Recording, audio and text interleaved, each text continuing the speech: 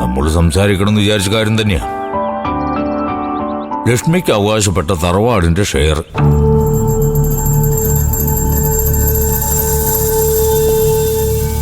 തമ്പായി പറയുന്നത് കേട്ടാൽ ഞാനെന്തോ അവകാശം ചോദിച്ചു വന്നതുപോലെ തോന്നൂല്ലോ. അങ്ങനെയൊന്നുമില്ല.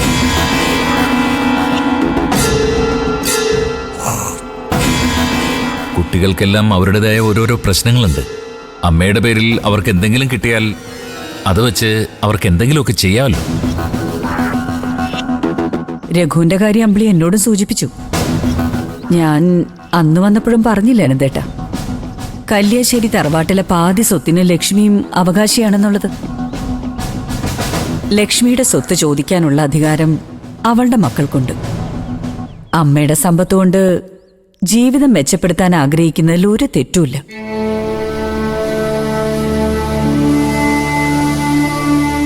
ഇത്തവണത്തെ വരവില് എല്ലാത്തിനൊരു ധാരണ ഉണ്ടാക്കുവാനുള്ളൊരു തീരുമാനമായിരുന്നു എന്റെ അമ്മയ്ക്കും. അതിനുവേണ്ടി ഞങ്ങൾ പഴയ പ്രമാണങ്ങളൊക്കെ പൊടി തട്ടിയെടുക്കുകയും ചെയ്തു.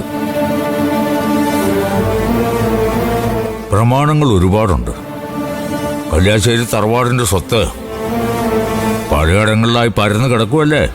പക്ഷേ മരിക്കുന്നതിന് മുമ്പ് ഏട്ടൻ തമ്പുരാൻ മൂർത്തി വക്കീലിനെ കൊണ്ട് ഒരു വിൽപ്പത്രം എഴുതി വെച്ചു.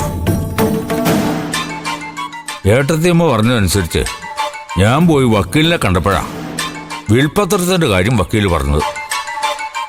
ലക്ഷ്മിയുടെ അവകാശികൾ കടന്നു വരുന്നവരെ വിൽപ്പത്രം രഹസ്യമായി വെക്കണമെന്നുള്ളത് ഏട്ടൻ തമ്പുരാനും വക്കീലും തമ്മിലുള്ള വാക്കാൽ കരാറായിരുന്നു. അതുകൊണ്ടാ ഞാൻ പോലും അത് അറിയാതെ പോയത്.